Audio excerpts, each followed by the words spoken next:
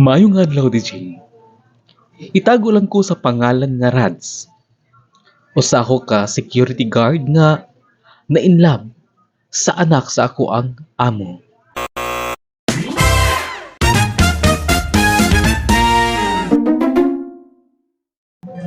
Itago lang ako sa pangalan nga Raj. Usa ako ka security guard. Almost a year na pod ako katrabaho kuya sa ako ang gitrabahuan. Karon kuya, nagkauyab kami sa anak sa ako ang amo. Magtulo na may kabulan karon. Halos kuya at mga butang iyang ihatag sa ako tungod lagi kay anak man siya sa kwartahan. Ako siyang giuyab kay anak man lagi siya sa ako ang amo. Apan kuya karon, bagan gusto na ako kuya makigbuyag sa iyaha. Kay wala na ako makapil o gugma para sa iyaha. Pero kuya, nahadlok lang ako nga isumbong ko niya sa iyahang papa. Kay basin, taktakon ako sa akong gitrabahuan. Unsa may angay na akong pagabuhaton. Sa tanan mga naminaw karon, sa tanan mga viewers, mga followers, sa tanan mga mo-follow pa, palihog advice ko ninyo na ngayon kong advice sa inyo paki-comment po sa comment section. Salamat. Ako si Raj, taga Siargao. Ayan mga followers, unsa daw ang angay pagabuhaton ni Raj, iyang pangutana, nahadlok lang siya na pagataktakon sa iyang trabaho kung makigbulag siya sa uyab niya na anak sa iyang amo. My God, murag kalisod ana Raj. Di ba no?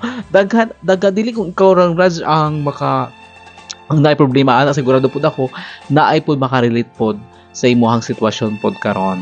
Di ba? Oo. Yes.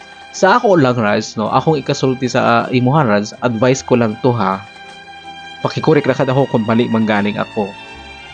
Kung wala na ka mahigugma sa anak sa imuhang amo, sultihin na lang siya.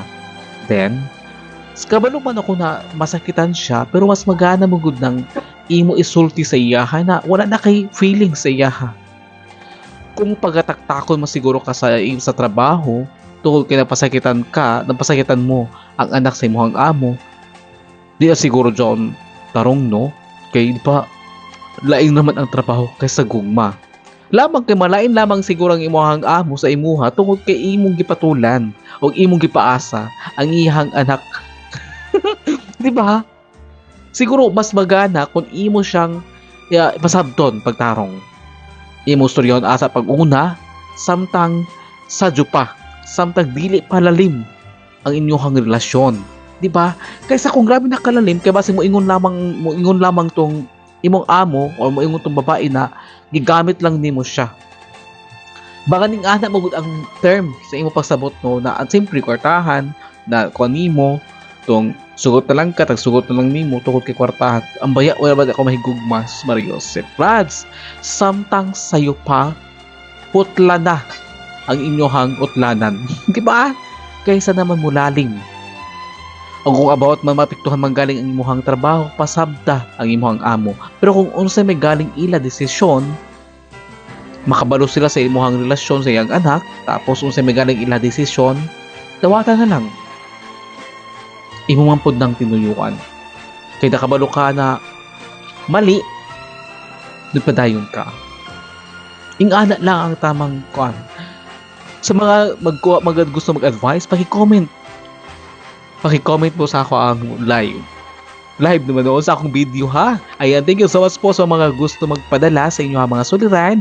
Paki-PM na lang po ako or paki-chat. Ayan, salamat.